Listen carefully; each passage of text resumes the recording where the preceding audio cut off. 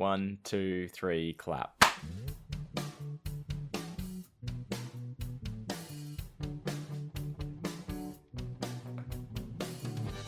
Hi, and welcome to Hey Buddy, Nice Podcast. Over in Scotland, trying to explain the Champions League and Premiership League to me, that's Brogan Hastings.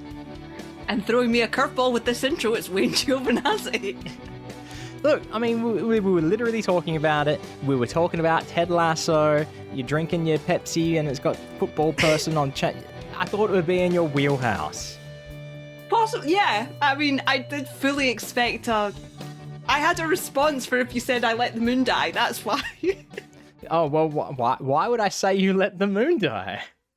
Okay, fine. Let's do it again. Let's do it, right? 1, 2, 3, clap. This is staying. This is just how we roll today. So it's a double intro kind of thing. Yep. Hi, and welcome to Hey Buddy, Nice Podcast. Over in Scotland, the person who let the moon die, that's Brogan Hastings. And the founding member of the All Hail the Sun Club is Wayne Giovinazzi. Wait, hang on. When you say Hail the Sun, are you mean sun with a U or sun with an O? Sun with an U. I got yelled at for saying, I think I said, get fucked, son. And Kez said, don't say that. And it was only after listening to Ice Cream Social and Matt saying that his kid was saying son, that's a bad thing. And I'm not exactly sure why. That's my ignorance, I think. Because I think it's the vibe you give off with I guess that. it definitely sounds talking down. I dropped a cupcake, right? I dropped a cupcake, and that was my reaction. I think for me, when I think about it, it's always that the episode of Brooklyn Nine-Nine where Peralta and Holt are trying to get that guy to confess. Yeah. And he's a really arrogant guy, and then he finishes it with "son." So yeah, it's got that kind of vibe to it. I'm scared that it's racist. I don't think it's racist. I think it's only racist. It's got racist vibes. Yeah. If somebody's, I don't even think that's racist. I think if somebody's called a black man boy, I was going to say it's like boy. Yeah. Yeah, that's got racist vibes. Not that the phrase itself is racist, but yeah. Okay. Context clues. Moving on. So police comedy dramas, right? Speaking of them, Ted Lasso. I know it's not a police comedy drama, but we got back to it as promised. Okay. Yes. I love that show. I want to go and rewatch it right now. What's stopping you besides having to record a podcast? No, I mean, I am going to. Let me clarify. I am going to go back and rewatch it right now. Really? As soon as we're done with this. How can you do that? Like, how long did it take you to watch 2 seasons of Ted Lasso? 2, maybe 3 days. Okay, that's acceptable. That's fine. I'll allow it. And you finished it what? Yesterday, last night, today, this morning? Yesterday. And you're just going to go back and start it again? Yes. I can't do it. So the way to think about it is, I don't know if this is the right term, but this is the closest term I've ever found for it. I have hyper-fixations. So my brain has trouble on focusing on more than maybe like 2 or 3 things. Okay. So I can't go and watch another series because all my brain's thinking about is, this isn't Ted Lasso. Why are we not watching Ted Lasso? Why are you not doing this? Okay. It done the same when I watched a couple episodes of House of a Dragon. But even then, watching that, I was like, where's Damon? Where's Rhaenyra? They're not in here. Okay, piss off. You know?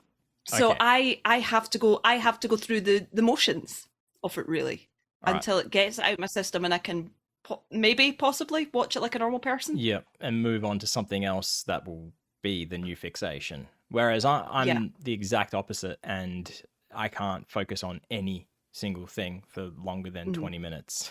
Yeah. Unless it's the Weird Al movie, which was pretty good, but we're not talking about because you haven't seen. I haven't seen it, so I will have to watch that yet, but I need to get Ted Lasso out of my system so I can enjoy the Weird Al movie. Yes, yeah. So that makes sense. See, the other, just today, I was thinking, oh, I should rewatch such and such. I'm not going to say what it was because I can't remember offhand. And this was just today. That's how fixated on things I get. And I was like, oh, but I've watched it kind of recently. When was the last time I watched it? New Year's Eve, 2012. Oh, shit. Yeah. Well, we know it wasn't Beetlejuice. No, it wasn't Beetlejuice. It was Army of Darkness. Because I saw someone on Twitter, I won't say friend, because we don't hang out. We don't catch up for coffees. We live in different states now. They just watched Evil Dead 2 for the first time. And I'm like, how is that even possible? That's the first time. And that got me thinking, well, I haven't seen them in a while, but no, I kind of have, because I've got the Blu-ray sitting there. And it's like, oh, when was the last time I watched Army of Darkness? And yeah, it was New Year's Eve, 2011, 2012. Jeez, oh. Yep. Yeah. I've rebought the Blu-rays since the last watch. I've got I say that. It was a Christmas gift, like, I don't know, years and years ago, of Evil Dead collection with the Kandarian dagger included in the box. So that's how fixated I don't get on things. Yeah. No, I've always had that kind of, I think it comes down to the fact that I've got a bit of an addictive personality, obsessive personality, which is why I don't ever smoke or drink, because I might get obsessed with it and addicted to it. So yeah, okay, so it's better that I get addicted to things that probably won't kill me. Okay, so it's not like you're walking down the street and some junkie runs up to you and like, hey man, you got any of that personality, yo? I need my fix. So it's not that way around, it's the other way around.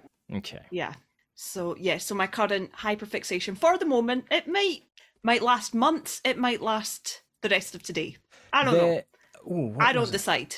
I think there's a book out, Ted Lasso book. So I'll keep an eye out for that. I saw it the other day, I think. Or was it a board game? I can't remember. It was weird.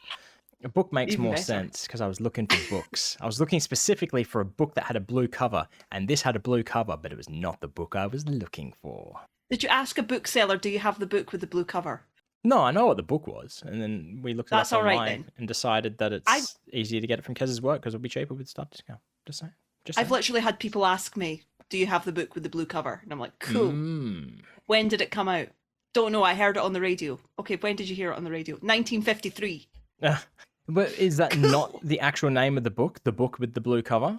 Oh, no, they were just describing it to me. I think I found it in the end and it didn't even have a blue cover. Well, first printing did. Gosh. So we'll see. But I'm gonna rewatch some Ted Lasso. It's definitely one that's a feel good thing.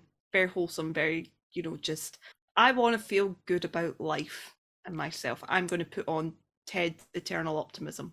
See, it's people have talked about it being the show that was needed during the pandemic. And they're always like, oh, it's all just so super positive and all that. It's so great. But that's not true. There is still character. Like, I would consider the opposite of 100% positive show being a show with character development. That's how I categorize it. Because there is character development. There is flaws that the characters have and that they show. It's a wholesome show for adults. So a 100% positive show is like something you'd find on Disney Junior. Yeah. Or something like that. And I do have shows like that in the backlog where I'm like, I'm ill, I can't concentrate on stuff. Yeah. I'm putting that on because I just want to feel nice. But Ted Lasso is the kind of one where you're like, it almost kind of gives you hope for the human race. Yeah. That there might be someone like Ted out there, that there might be people like Ted out there who are just, bringing joy. And one of the big things about Ted as well is as someone who has suffered anxiety attacks, panic attacks, that kind of thing, the whole description the whole scenes when he gets panic attacks, that's accurate. I don't think I've ever seen anything that's more accurately describes what happens. For me, it can be situational. I do look at it and go, right, what could have caused this? Sometimes I'm like, yeah, it's definitely because you were thinking about that too much. And sometimes it just happens. And I don't know if people always believe me when I'm like, sometimes it just happens. I can't control it. Well, yes. So there are many afflictions that do not have causes. So that's the way the fucking brain works. Yeah. But that's the thing. Sometimes with the brain, it's like when people say I'm depressed and people go, just be happy. I'm like, cool, I never thought of that. Oh, not man. how it fucking works. We can start our own pod therapy podcast. So, Valid. Hey, buddy, nice therapy. Yeah, what you're saying is valid, but have you ever tried just not? I know it's the brain's a funny thing. I don't know. I could self-diagnose myself with a lot of things. I try not to label myself as such because I don't want to be disrespectful or coming across as, being dramatic. But I do definitely think, I know I've got depression, I know I've got anxiety because I'm specifically medicated for that. I'm about 90% sure I've got some form of ADHD, ADD, something like that. Very possibly on the autism spectrum as well. I'm not sure. That's possible. But yeah, so my brain's doesn't fire on all cylinders. That's not a fair comparison to compare it that way to a combustion engine, because all cylinders are firing. They just might not be firing in the way they're meant to. Is that right? I don't know. I don't know how a combustion engine works. But at the same time, I think that's probably what you're saying is more accurate. It is like a combustion engine. Yeah, my brain works. I'm here, I'm talking, I can function. It doesn't function how a normal brain would work. Yeah, my brain is definitely like a combustion engine. It's just fucking exploding all the time. But yeah, so I think that really made me... I mean, I'd already fallen in love with that show anyway, but that really was like, this is good. This is a good fucking show. So yeah, and it also brought back memories of my teenage years, because I go through phases of liking certain sports. I've done it with American football, currently in hockey, which is probably the longest I've ever liked a sport. We're going on about 3 years now. But when I was a teenager, I got a little bit into football because my favourite teacher, Mr. Hewson, who I spoke about before, was a big football fan, and he supported a team called Nottingham Forest. Football being soccer for those not in the UK. Yes. Ted Lasso football. And one of the most famous things about Nottingham Forest is that they had a coach called Brian Clough. And Brian Clough is a fucking legend. He's just one of the most hilarious. He's a modern day John Tortorella. Or no, John Tortorella is the modern day Brian Clough, but Brian Clough was Tortellini was the guy we were talking about the other episode. Yeah. Yeah, takes no shit. Anything. Yeah. There was a movie made about Brian Clough, starring Michael Sheen, called The Damned United. Love that film. Michael Sheen is guy whose first name I forget already. Clough. Brian. There you go. But yeah, so that's actually when we came on to do this recording, you came on as I was watching TikTok and laughing at a TikTok, and it was somebody telling a story about Brian Clough. Oh, fancy that. So, that worked out nicely. Just slots directly into what we're talking about. So yeah, it was just like the story I was listening to was this kid at one of Brian Clough's last matches. This kid was coming out onto the pitch and he met Brian Clough. It's like, I was 10 years old, I had really bad eczema on my skin, on my face. And Clough looked at me and went, "Bloody hell, son. You are ugly. What have you been doing? Headbutting pizzas?" So he's like, "No, Mr. Clough, it's eczema." It's like, right, okay. So took him down to the medical unit where like two really famous footballers were like getting their massages. Yeah. It's like, "We've got anything for this kid's face," and gave him this paper bag. I think it's called Betnovate. Or something. So this cream or something cleared his skin right up, and went back to the doctors and was with his mum because you have to be at that age. And doctor's like, "Wow, your skin's really cleared up. Did you cut wheat out? Did you do something?" He's like, "No, I've got this thing called Betnovate." And the doctor's like, "Where did you get that?" Yeah. "They test that on horses. Stop taking it." Fucking hell. So it's like, not Brian yet Clough approved. gave it to me. Yeah. Oh, it's like, Brian Clough gave it to me. And the doctor's like, "You met Brian Clough?" Oh no, because it was linked with skin cancer as well. So he was like, "Stop taking it." Okay, yeah. It's like, "No, Brian Clough gave it to me." He's like, you met Brian Clough? And his mum's like, "Will my son's face stay on his skull?" I'll allow it. Yeah. It's like, "Oh no, if Clough gave it to you, fuck yeah." So yeah, he was alright. I enjoy watching old Brian Clough stuff and books about him. So yeah. So I could picture Michael Sheen doing a good job of that then. Michael Sheen does a good job of just about everything he's ever done. Yeah. And this is way back in the days. This would have maybe just after Underworld. So I think he was still pretty fucking buff by then. Underworld was the werewolves, Kate Beckinsale vampire-y one, wasn't it? Yes. Haven't seen it. He was the leader of the werewolves, buff as shit. Oh, okay. Yeah. Yep. Underworld 3 is such a good movie. Look, I'm scared to ask you to give it a rating because I don't believe Steve Zahn is in it, so you can't use our tried and tested octopus rating system. I would give it 4.5 David Tennants out of 5. Oh, and as we know, that basically, when you're using a scale of David Tennant's and it's 0 to 5, that's just using a 0 to 10 scale because David Tennant is worth 2 points straight off the bat. Exactly. So you may as well just use like a Matt Smith scale instead, which is just a standard 1 to 10. It has to no, because I use the David Tennant scale when it comes to things starring Michael Sheen. I use the Michael Sheen scale when starring things with David Tennant. That makes some sense. Yeah.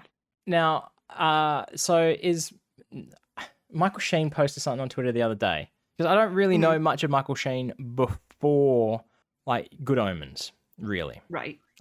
He posted a picture saying "not me," and it was of Pirates of the Caribbean. Is he in that movie or not?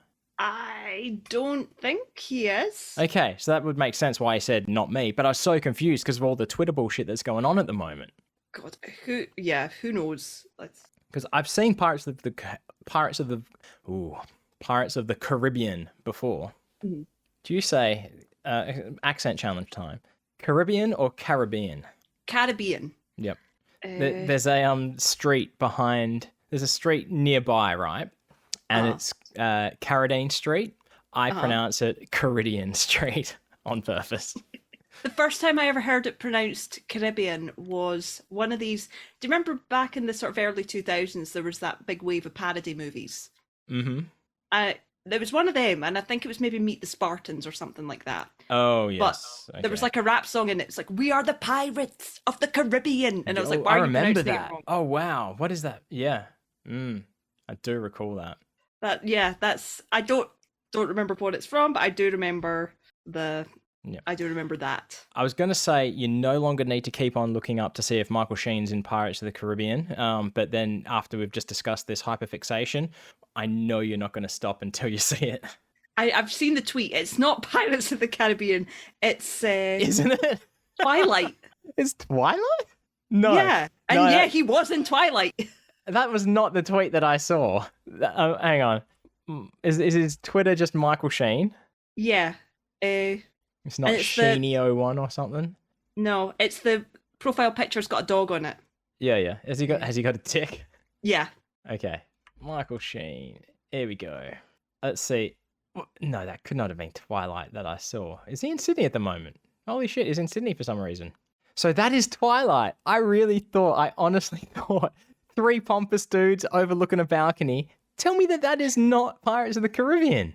I think probably because I'm well aware of that scene, because that was the only bit of the Twilight films I like. Like, I would look up specifically. Like, I know his character name was Arrow Volturi, because I was a little bit obsessed with Michael Sheen back then. At least it was Michael Sheen and not fucking Batman that you were obsessed with. Oh, yeah. Robert Pattinson.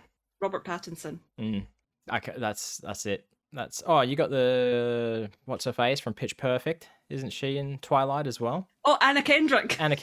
Yeah, she's fine. I'm not saying like, oh yeah, she's fine. I'm saying she's fine in movies and that. That's what I'm saying. I remember the big thing I remember was because a friend of mine, Megan, was in high school, was obsessed because she loved the books. She read the original fanfic of 50 Shades before it was that, because it was a Twilight one. Yeah. Yep. Not 50 Shades, but like Twilight and shit. Yeah. Sorry. We're talking about Kiss. But she would watch the films and she would know all the actors who were in it and all the other stuff that were in. And the actor who played Carlisle, who's like the dad. Yes. Of vampires, blondie guy. was in a show. Him. Yeah, he was in a show called Nurse Jackie. Yes, I know that. Yeah, there was a bit in it, and she was like, "I know you don't like this, but I'm going to show you this because it made me laugh." I was like, "Okay." and it was him going, they were talking about sandwiches or something. He went, Quiznos, taste the toasty goodness. And then, like, a week later, we got a Quiznos at our local shopping centre. Oh, really? Yeah. It's not there anymore. Oh, Dr. Cullen. That was his name, isn't it? Dr. Cullen. Carlisle Cullen. Okay. That's about as much as I know when it comes to Twilight. So, all right, we were talking about Brooklyn Nine-Nine, Peralta and Holt, you know, those police procedural comedy dramas. Yeah. And this one is actually related. This is about when I first turned to a life of crime. Ooh. Yeah. Backstory. Yeah, we were talking about WA Salvage a few episodes back. Yeah, you know, we ain't fancy, but we cheap. So one of the things they sold was this like stupid $2 section of toys, right? And you just, of course, young kids, we go straight to that toy section to start playing with everything that's fucking there. They had slap bracelets. That's right. This was in the 90s. So slap bracelet, we're fucking around with slap bracelets, slapping them on each other and that. And I got one slapped on me and we're just running around doing whatever the fuck kids do. Then we leave the store and I realize I've still got the slap bracelet on me. And I start freaking out. I'm like, fuck, I can't go back in and like, if they see me wearing it, they'll be like, hey, you didn't pay for that. Or I can't, what do I do? So we got to our car. And I was like, I don't want to keep it because my mum will be like, where the fuck did you get that slap bracelet from? So as we're getting into the car, I look at the car next to me. I take the slap bracelet off my wrist, so it's out straight and flat, and I just slide it in the door of the car next to us into their car. So these people, they're going to get back to their car and be like, what the fuck is a slap bracelet doing in my car? How did it get into my car? You've just solved a many years old mystery for some poor Australian family. Yeah. That's right. We assume they may have been visiting from another country. You don't know that. Either that or they sat and watched you do it. The story I like in my head is that they stood and watched you do that and go, what the fuck is this child doing? So, well, okay. Or maybe my memory is a bit off. Maybe there was another child there who slapped the slap bracelet onto me and then knew that that's what was going to happen so they could get that slap bracelet. You know, it was a big con. It was a long con. A long con. I like the idea that you just shoved it in their door. Oh, there was no, it just happened. I had nothing else I could do with it. I couldn't just drop it on the ground or anything. Couldn't take it home. There you go, folks. Have a slap bracelet. Have you, okay, like inadvertently or purposefully stolen stuff as a young child? The answer I suppose it's been long enough. Yeah. Yes. The answer has to be yes for everyone, I assume. Yeah. What do you think? Yeah. You said... Wait, but knowing the answer is yes, what do you think? Purposefully or not purposefully? Oh, it could... Look, I'm going to say purposefully. Let's go with purposefully. There was intent. Statute of limitations, you're fine. Mum, I'm so sorry. I'm a criminal. Oh, it no. wasn't bad. You know, it was so fucking pathetic. And I could still see myself doing it.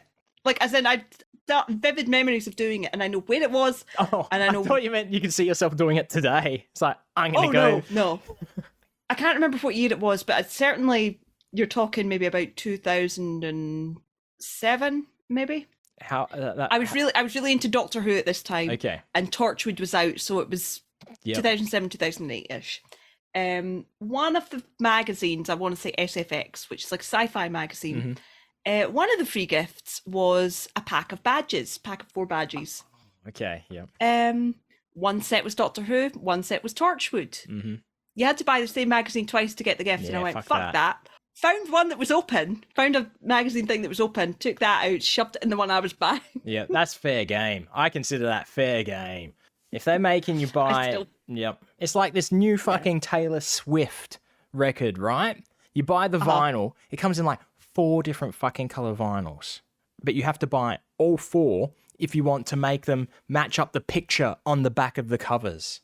To make a fucking clock or some bullshit. Yeah, right? And then Kez was like, just print them. Download them and print them. It's like, yeah, there you go. Kez living out here living in 30, 23, whatever. See, that's fighting crime with crime. That's what it is. Yeah. I mean... Well, it's like before I say this, allegedly, did you see the tweet that Weird Al put out, allegedly? Oh, that was great. Yeah.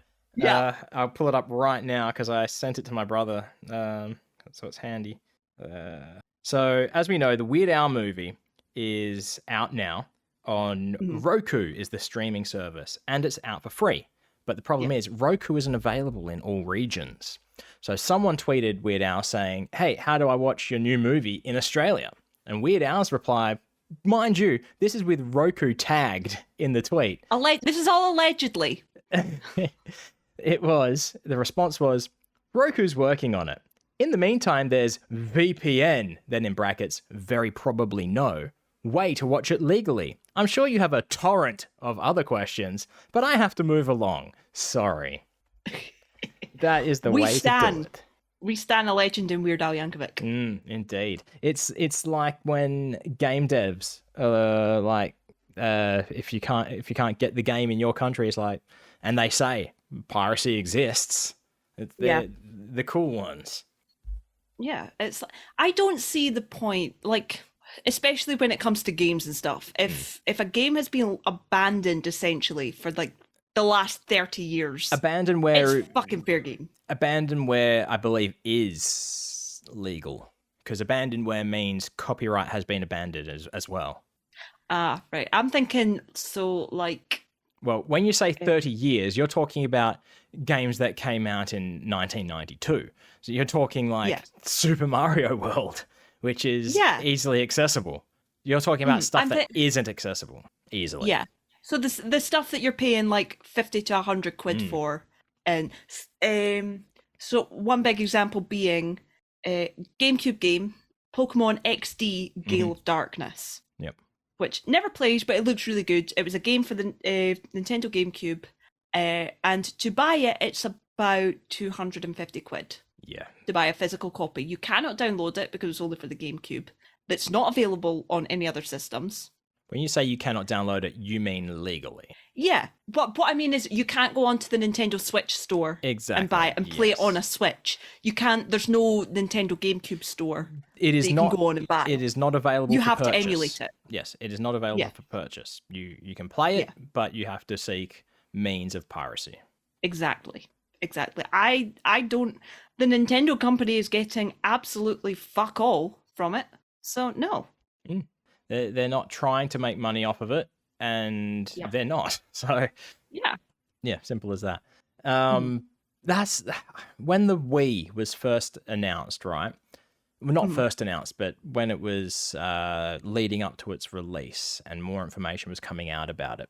One of the things that was being said, well, which was said, that it's going to be backwards compatible, I say in inverted commas, with the 20 years of Nintendo history at the time, which means NES games, Super NES, Nintendo 64, all GameCube, all going to be playable on it, which sounded like they were just going to have like the full back catalog available. But no, it's this drip feed of old games.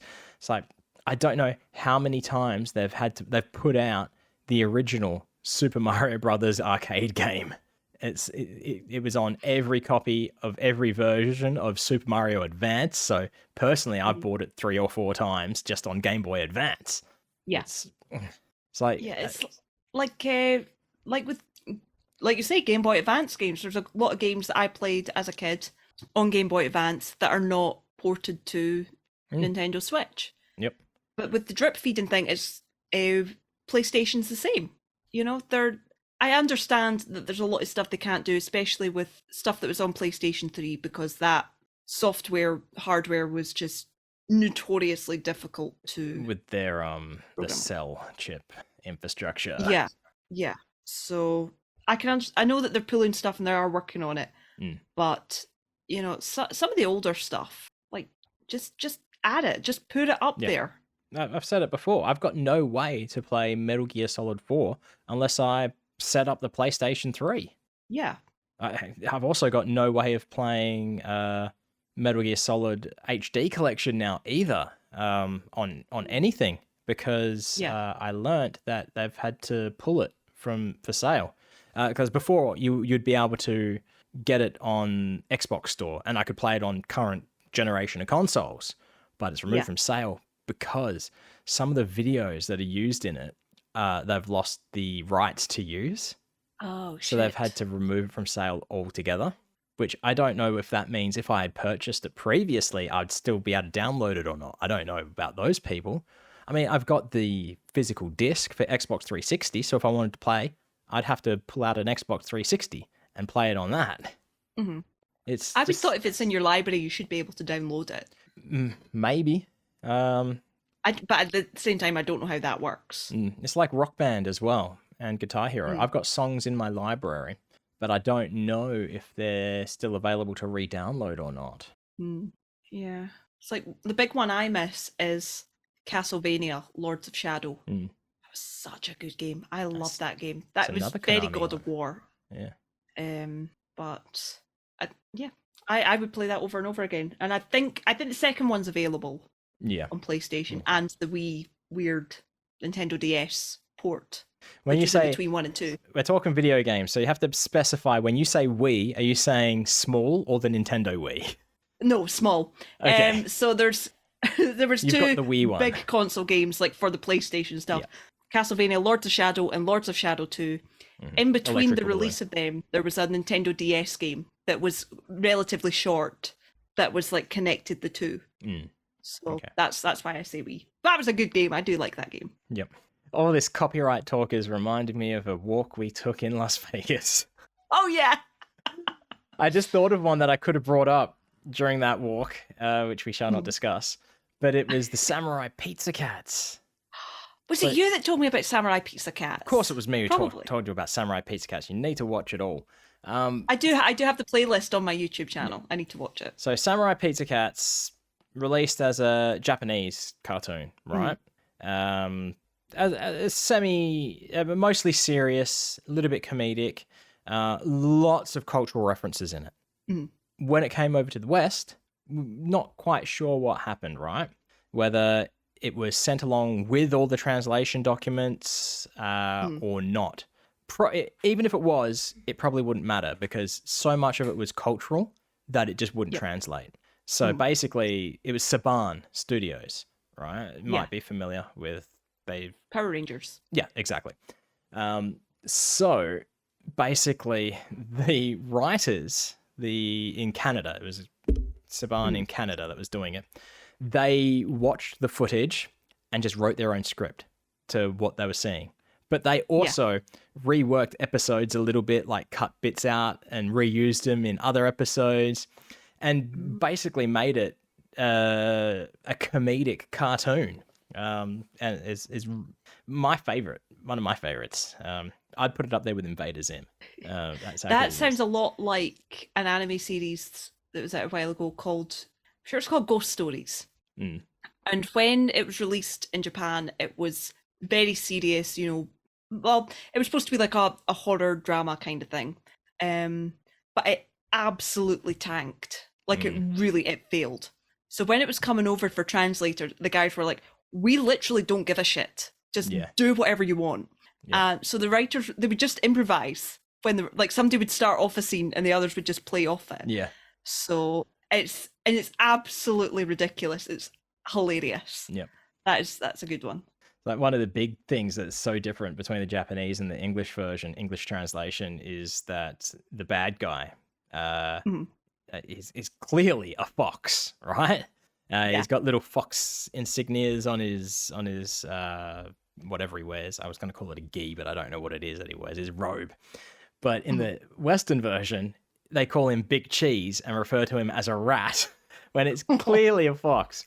Yeah. But what I could have brought up during this walk in Vegas was that it was so hard. Like it was not getting released on DVD, Blu-ray, anything, because Saban was sold to Disney, and Disney owned the rights, and they just refused to do anything with it because not enough of a market for it for so long, right? And then eventually those rights, they gave up the copyright or whatever, or it reverted back to someone. I don't remember the exact details, but no one knew this, and no one knew who had the copyright for it. So there was like all this backtracking to find out who had the rights to publish and make sure they weren't going to get in trouble with Disney and all this, so they could release it so you didn't have to pirate it, basically. Yeah. See, that is one of these situations that have had a happy ending, unlike a lot of these video games that just fucking disappear. I think there's a lot of, especially with media we've had to import, like, you know, video games. There's, again, going back to anime, anime's notorious for it. A TV series called Brigadoon, which was not like the musical, but it was a robot. It was a really good show, and I've only ever watched it, you know, online on these random sites, and I'm like, I would like to see this released properly, thank you. But you've just reminded me of something from my working in the video game store days. Talking about importing, right? Yeah. There was this older chap. He seemed pretty old. I don't like where this is going. He would come in every week, multiple times a week, and one, he was a bit pumpy. He smelled a bit pumpy. No one ever wanted to be near him or talk to him because he would only talk about one thing, and that was his favorite genre of games that, of course, we did not sell. And that import games, they were these Japanese sex games, basically. And he would talk about them all the time. And he was trying to bring up conversation. And the way he talked kind of like this as well. It's exactly what you expect. Did he have a trench coat? No, it was a leather jacket. It was longer than your standard leather jacket, and that's what I think. It was a smoker, so that's what the smell was. But he was like, "Oh, I've played them all. I've played this and that, and my favorite though is just that Black Books. Oh, it's fucking filthy." And it's just like, "Yep, cool, mate. I've got to go do something somewhere else. See you later." Oh, yikes! Yeah. I think we had a name for him, but I just can't remember it. Yeah. You always get at least one customer like that. Like for us, it wasn't usually one customer. It was the guys who used to come in to play Yu-Gi-Oh! At Waterson's, and they just, I don't think any of them had ever washed ever. So they would come in to play Yu-Gi-Oh! And you're like, how about Yu-Gi-Oh! Over there, away from me? I asked on multiple occasions for my manager to put a sign up to speak to the guy who ran it to say they must be washed, because we literally had people, because they used to sit in the cafe, which was upstairs. So they would come in, people, and the eat cafe was tuna like mayo the front sandwiches. Half. Yeah. So the cafe was the front, so you would come up the stairs and kind of into the cafe area. It was all open plan, and then you'd go round and to the rest of the books. So it was like non-fiction stuff. So you get people literally walking up the stairs, and the smell would hit them first, and they would just turn around and walk back down. Yep, fuck that. It was horrible. Okay. And I caught them stealing. Oh, and I literally personally caught them stealing. Speaking of, because you're talking about stealing, that's what we've been talking about. I mean, we were talking about Jake Peralta, Captain Holt, and you know that whole Brooklyn Nine-Nine police procedural comedy drama. Yep. On that note, recently, very recently, you rescheduled a dentist appointment. I did. I was trying to do a good deed. Yes. But so Kez, lovely Kez, sent me a message and said, or did you send me a message and ask me? I can't remember how it worked. I think I said a whole message Brogan. I was made aware. Yeah, you were made aware. I was made aware that Mr. Louis Tomlinson would be in Edinburgh and Glasgow. Yeah. I happen to be this week coming, I think on the Thursday or Friday, on the 17th anyway. 5 days. I was like, you know what? I'm off. I know where this is. I could go there. So I rescheduled a dentist appointment so I could go get something signed for Kez. Any excuse, Any excuse to not go to the dentist, which I believe you can just see from your window that you're sitting at right now. Is that right? Was that the hairdresser? I can't remember. No, that was the dentist. Yeah. I'm going on the 16th anyway for a hygienist, but it's a tooth extraction. So when you had to reschedule, did you just open your window and say, "Hey, I need to change my dental appointment"? Okay. Yeah. Oh, you don't watch Ghosts US yet, do you? No. That's a plot point that comes up. Not the dentist, but shouting from windows. Ah, right. Yeah. I won't spoil it. But yeah, so that's now changed to the 1st of December, so I will be getting a tooth taken out on the 1st of December. Yeah. I don't think it's going to be awful because it's not big. It's wisdom tooth. I wasn't groaning for you. I was groaning because I need to still organize my health insurance and go to the dentist and all that. So even my grandpa's going to the dentist. You have no excuse. Yeah. Okay. Yeah. I was going to say, what if the dentist can come to me? But that's probably worse because I assume that the dental surgery is sterile. Yeah. Yeah. Yeah. And do you really want to like walk into your living room to just see them having set up with like plastic wrap everywhere and like a fucking scene out of Dexter? I was going to say Dexter Morgan style. Yeah. Yeah. Dr. Dexter Morgan style. But yeah, speaking of, no, that's not going to work this time. Last episode, we had a bit of a cultural exchange, and I didn't bring anything to the table for this cultural exchange. But today, I am, because there is a new store that has opened up, and it is called timtamstore.com. Uh-huh. And it's run by Anna's Biscuits, the fine folk who make Tim Tams. And the strange thing is, you can't buy any actual Tim Tams from the Tim Tam store. Okay, what can you buy? What can you buy? That is a good question, Brogan, and thank you for asking.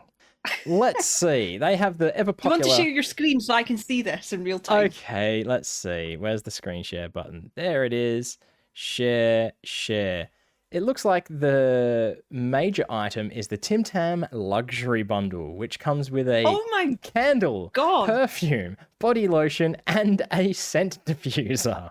And that is 100% not what I was expecting that site to look like.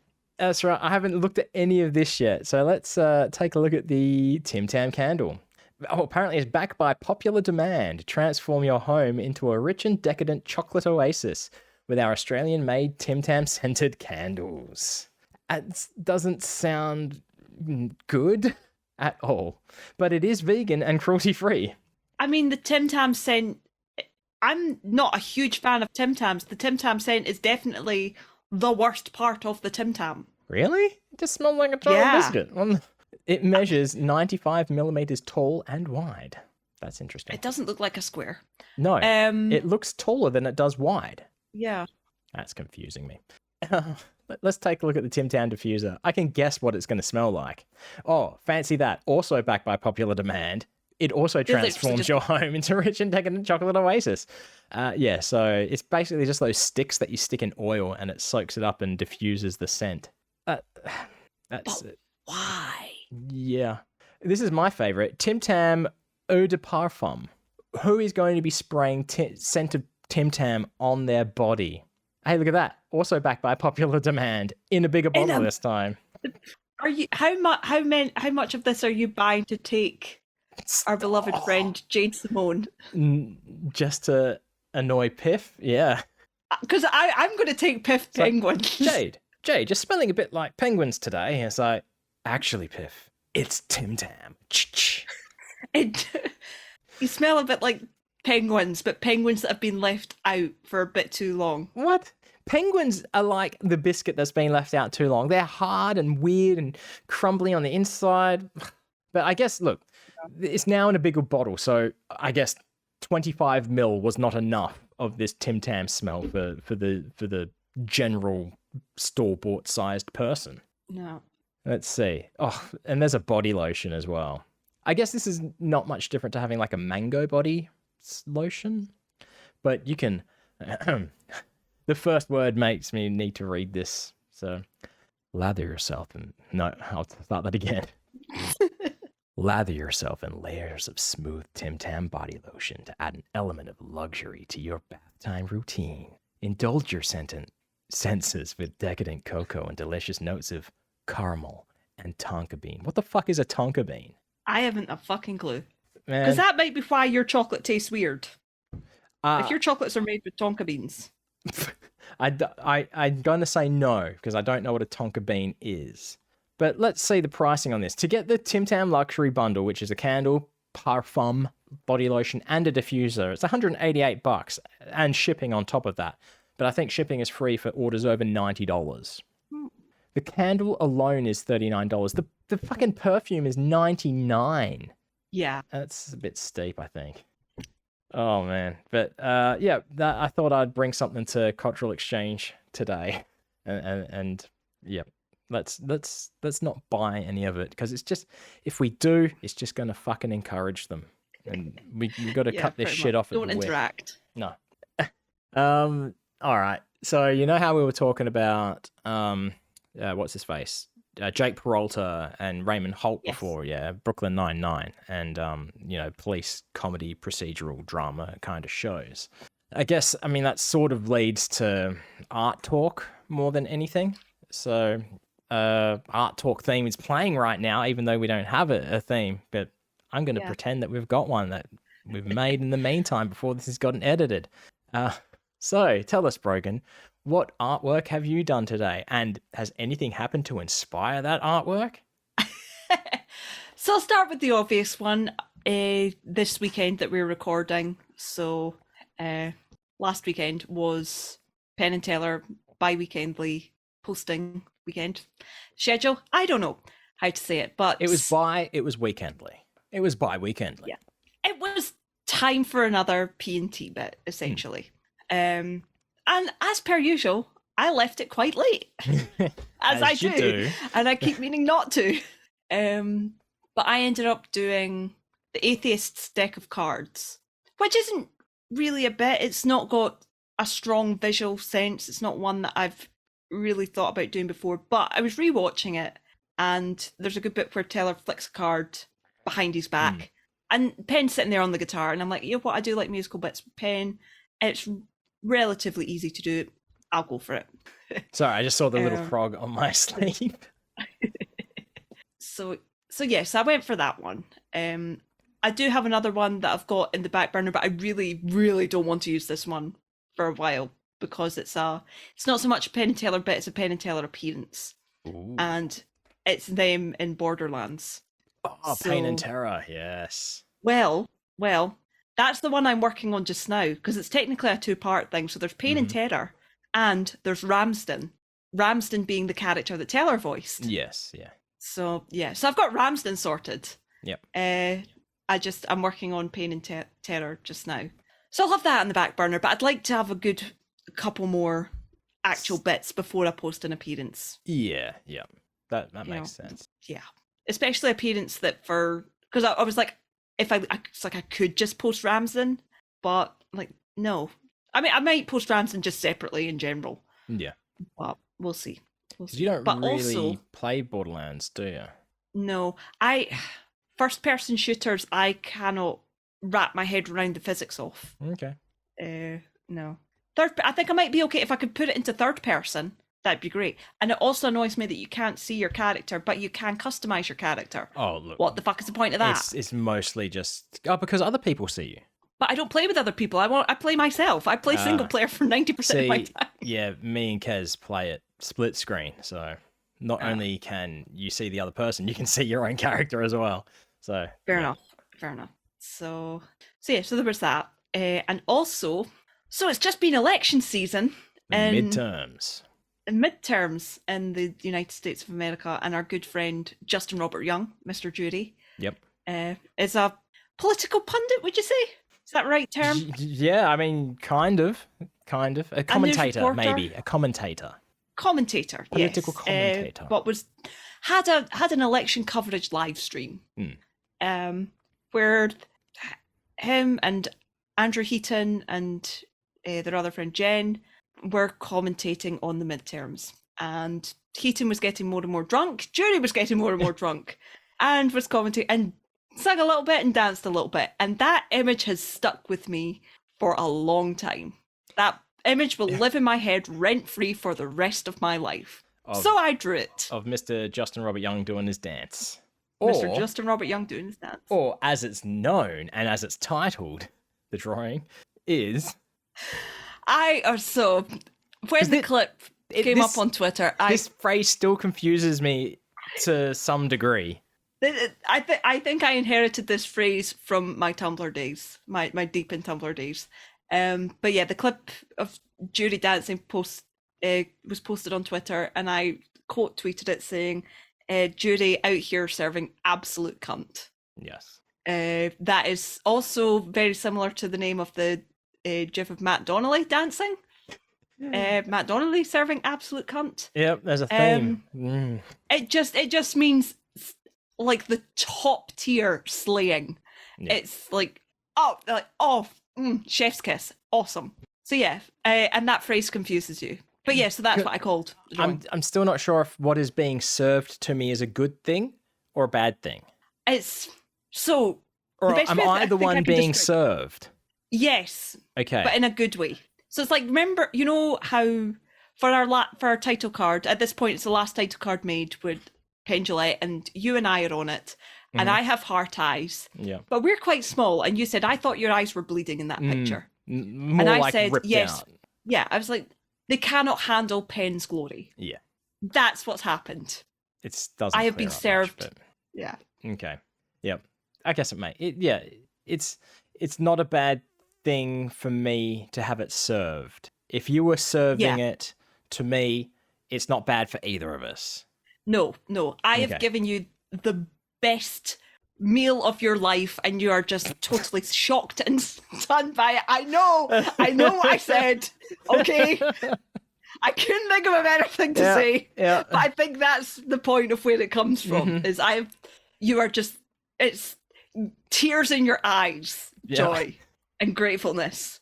Fucking hell. Yep, police procedural dramas, all that sort of shit. Hold. Moving on. What about your art talk? Do you not have art talk? I do. It's honestly, it's you're not going to get past that, are you? Oh no, it's time for the. I need to continue on with it, but because it refers to it's not moving on. That's the thing. But it's time for the podcast within a podcast, the Not So Good at This podcast. Now, I'm going to preface this by saying, because it's still related to what you were saying. All right, so last week, one of the comics posted was Sad Pirate number whatever, where the kids stole Sad Pirate's treasure. And at the bottom, I said it was special thanks to Ryan G, who knows that the treasure is in the gut of that small kid. Yeah. Now, there was 2 comments on Imager of that. One of them was from Ryan G, who it was dedicated to. He simply said, I won't be looking in the kid's guts for that treasure. Fair point.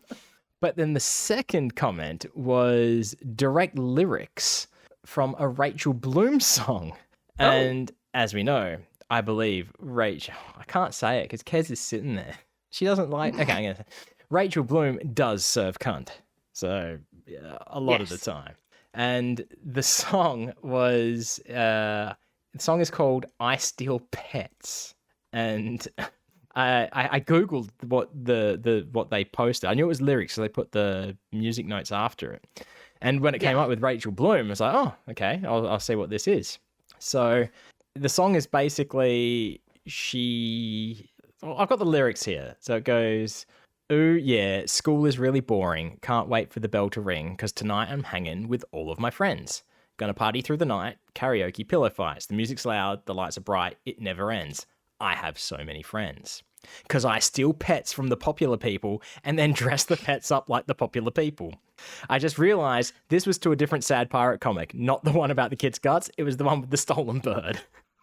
So the song is about her stealing all the popular kids' pets, right? Mm-hmm. But not just that. I steal pets from the popular people and hide them all in a shed. So she's keeping all of their pets in a shed. So after school, she can go out and hang out with their pets, dressed up as all the popular people. Mm-hmm. That sounds like better than hanging with the popular people. I've got to say. Yeah, it does. It's like, at school, life can be such a drag, blah, blah, blah, Whitney Jones. But her cat ate salmon out of my hand. I smiled at Michael in the halls. Then he spread rumors I have balls, but I taught his dog to hug on command. The best part, though, is it's the 7th grade dance in the shed tonight, and I'm the life of it all. Cats and dogs all grooving with me. We're having such a ball. I start slow dancing with Greg Mendelssohn's Terrier Mix. He's wearing a suit and he has Greg's eyes. Suddenly, we kiss.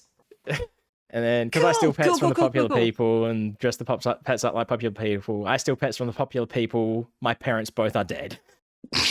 So I thought that was pretty cool that a Rachel Bloom song in the wild was quoted, because we all like Rachel Bloom, I think.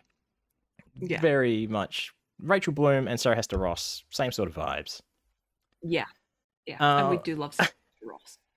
But on that note, I guess it's time for some actual comic readings. Not so good at this. First comic we're looking at today is comic number 406, working title Dead Body, and it's 3 panels long. In the first panel, we've got a guy freaking out with his friend because there's a dead body in the room, and he's going, "Oh no, he's dead!" And in the second panel, his friend responds, "I heard you could use pigs to dispose of a body. I know a guy." And in the third panel, we see a cute little pig with a flower in its hair sitting on top of the dead body, and the guy's still all sad because, that pig ain't doing nothing. That's the comic. And I was forced to draw this comic by patron Scoop John B. If I didn't, he said he'd take my piggy's hair flower. Not so good at this. And the other comic today is number 407, working title Graduation. It's 3 panels long. In the first panel, we see like an army training officer kind of guy, and someone who's being trained wearing a purple beret. The officer is saying, "You've done it, cadet. You've graduated. Now down to business." And he whips out a gun, an M4 it looks like, and he's handing it to the cadet and saying, "Go kill something." That's the comic. And special thanks to Chris the Microscoop, who loves a purple beret. Forget green. Purple is where it's at. Yep, that's right. There was only 2 comics today because, I probably haven't gone around to posting any others yet. You have a Patreon. Yeah, okay. Speaking of your comics. Yeah. You want a comic drawn by Wayne? You have an idea you want your comic read out on this podcast? Why are you trying to cause more work for me? More work for me as well, because I'll have to read them out. If you want a comic drawn by Wayne, join Wayne's Patreon. Yeah, you can do that. Give him money. Considering we don't have a patron for Hey Buddy Nice Podcast, I guess you could go to patreon.com/WayneGeo. That's up to you. At the very least, you can look at it because I've spent time making the page, and I think I wrote some funny shit on there. Just read that and laugh. That'll do me. Just read it and laugh. But on that note, you can follow us on all social media. Did you know that? I knew that. It's even on. Did you know on YouTube we've even got @NicePodBud now? So you can just go to youtube.com/@NicePodBud. Because everyone gets an @ handle in their URL. That never used to be. It used to be the case, but then they changed it. You have to have a certain amount of followers and hours watched and all that bullshit. But that's gone. Is it /@NicePodBud or is it /NicePodBud? Yes, it is /@Nice. The @ is definitely there. Ooh. Yep. But yeah, you can also go on Twitter, Facebook, Imager, Tumblr, TikTok even. We're posting on TikTok now. It's @NicePodBud. And you can drop us an email, admin@nicepodbud.com. Challenges, comments, questions even, if you've got any. There was something If Twitter else. shuts down between now and our next episode, what social media are we most likely to find you on? Yeah, where should we go? And I know where we can go. We can go to our store, which is nicepodbud.com/store. Buy ourselves something nice. Splash out. Whatever. That makes sense. Drown your sorrows in NicePodBud merch. That's what I do. Actually, I've got a story about that. I'll tell you later because I don't. Anyway, thanks for stopping by and having a listen. Yeah, and as always, stay fresh, cheese bags. Fresh cheese bags. Fresh cheese bags.